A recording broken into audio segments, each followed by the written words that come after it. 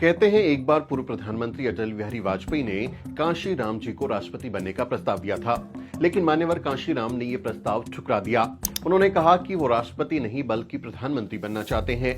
जिसकी जितनी संख्या भारी उसकी उतनी हिस्सेदारी का नारा देने वाले कांशी राम सत्ता को दलितों की चौखट तक लाना चाहते थे। वे राष्ट्रपति बनकर चुपचाप अलग बैठने के लिए तैयार नहीं हुए, लेकिन वाजपेयी ने कांशी राम को राष्ट्रपति क्यों बनाना चाहा?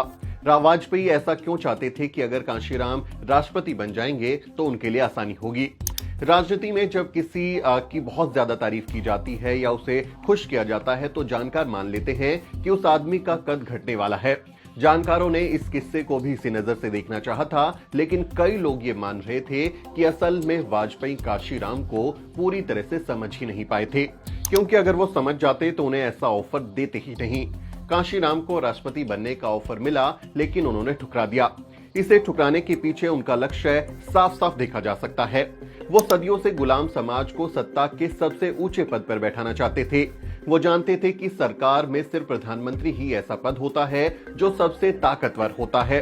वो समझते थे कि राष्ट्रपति का पद एक रबर स्टैंप से ज्यादा कुछ नहीं होता और वो राष्ट्रपति बनकर कभी अपने लोगों का भला नहीं कर पाएंगे। उन्हें नौकरियां नहीं दिला पाएंगे, उन्हें शिक्षा नहीं दिला पाएंगे, उनके लिए अच्छे कानून नहीं बना पाएंगे, संसाधनों पर उनकी हिस्सेदारी नहीं दे पाएंगे। राष्ट्रपति बनकर वो ज्यादा कुछ नहीं कर पाएंगे और यही वजह थी कि वो सत्ता के पावर सेंटर में बैठना चाहते थे। वो दलितों को राजनीति के सबसे ऊंचे ओहदे पर देखना चाहते थे। मायावती के रूप में एक हद तक उन्होंने अपने इस लक्ष्य को हासिल भी करके दिखाया। यूपी यानी जो हिंदी पट्टी का सबसे बड़ा सूबा है, वहां उन्होंने एक दलित महिला को मुख्यमंत्री बना दिया। ये किसी चमत्कार से कम नहीं था। कांशी राम पर आरोप लगे कि वो किसी गठबंधन को लेकर वफादार नहीं रहते, वो किसी से भी गठबंधन कर देते हैं, ऐसा उन पर कई बार आरोप लगा। उन्होंने कांग्रेस, बीजेपी और समाजवादी पार्टी से समझौता किया और फिर खुद ही उस समझौते को तोड़ भी दिया। लेकिन असल में कांशी राम इन सब के साथ में समय के हिसाब से जो गठबंधन हो रहा था वो तो सिर्फ समझौता ही था, क्योंकि उनका असल गठबंधन तो उनके लक्ष्य के साथ था। वो सत्ता को गुरु किल्ली यानी मास्टर की कहते थे कि वो सभी जो भी समस्याएं हैं उनको हल करने की मास्टर की है, मास्टर चाबी है, और उसको हासिल करने के लिए जो ये लोग हैं, जो ये दल है, इनके साथ जो गठबंधन करना पड़ रहा है वो समय की जरूरत है और वो लक्ष्य नहीं है। लक्ष्य था सत्ता के केंद्र यानी पावर सेंटर में किसी दलित व्यक्ति को बिठाना, और उन्होंने अपने लक्ष्य की खातिर ही ऐसी जो गठबंधन है वो किए समय के हिसाब से। मान्यवर कांशी राम ने अपने एक इंटरव्यू में इस बारे में जवाब दिया था। उन्होंने कहा था, मैं उन्हें यानी राजनीतिक दलों को खुश करने के लिए ये सब यानी राजनीतिक संघर्ष नहीं कर रहा हूं। यानी वो साफ साफ कह रहे हैं कि मैं उन लोगों को खुश करने के लिए गठबंधन कर रहा या तोड़ नहीं रहा हूं, बल्कि मैं अपने लक्ष्य के प्रति ईमानदार हूं और अपने लक्ष्य को पूरा करने के लिए ये गठबंधन जो कि समय की जरूरत है उसको कर रहा हूं।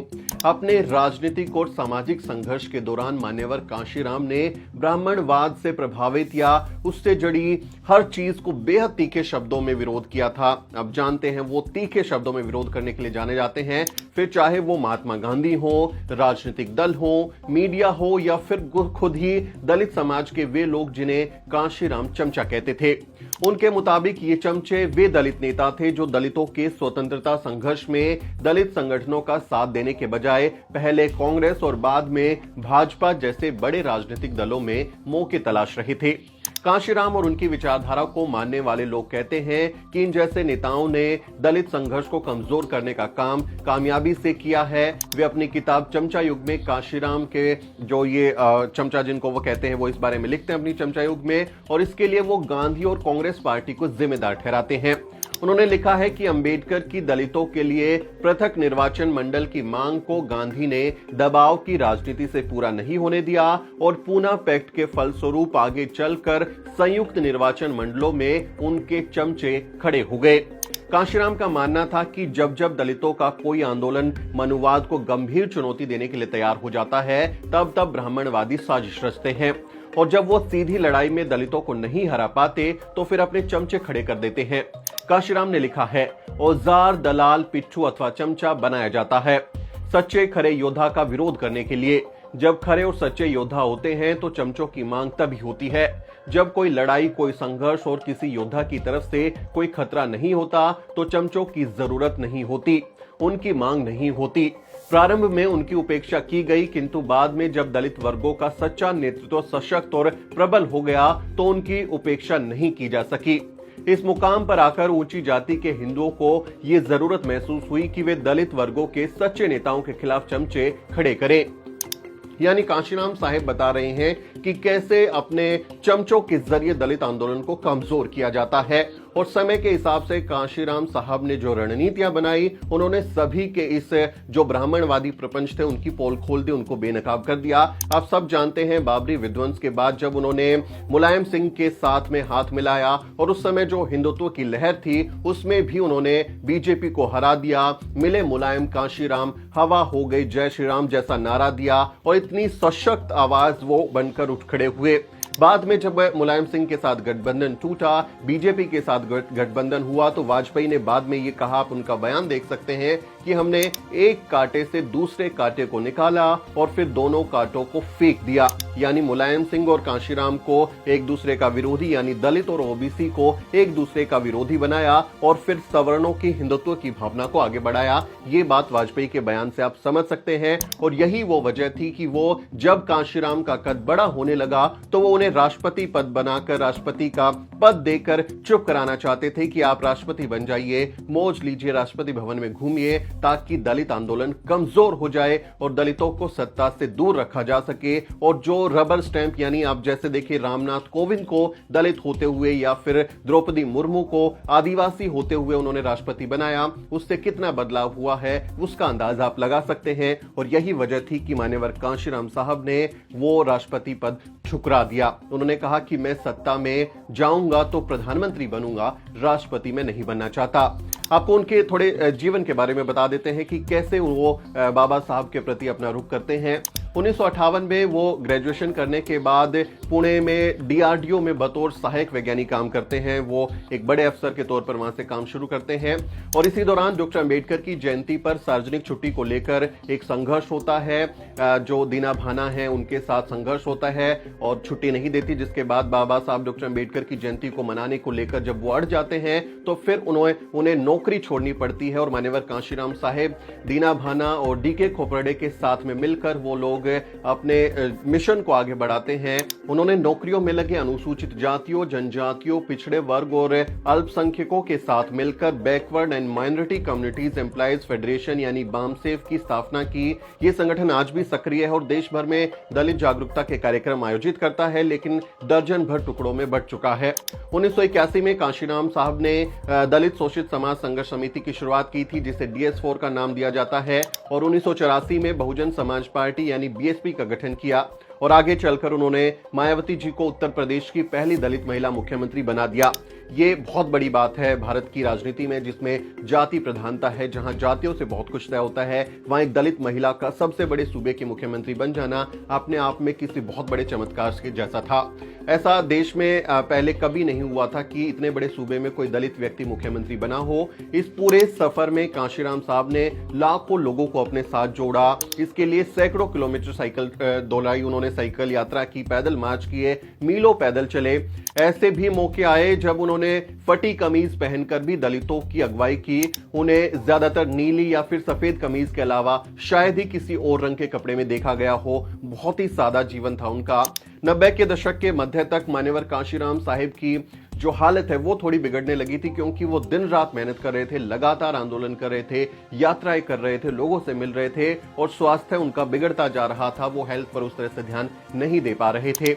उन्हें शुगर के साथ साथ ब्लड प्रेशर की भी समस्या हो गई थी और 1994 में उन्हें दिल का दौरा पड़ा था। बहुत ज्यादा स्ट्रेस में रहते थे, जिससे उनको हार्ट अटैक आ गया और फिर 2003 में उन्हें ब्रेन स्ट्रोक हो गया था। और ब्रेन स्ट्रोक होने के बाद उनकी पूरी की पूरी जो लड़ाई थी वो रुक गई और वो आंदोलन से परे हो गए, क्योंकि शरीर उनका साथ नहीं दे रहा था।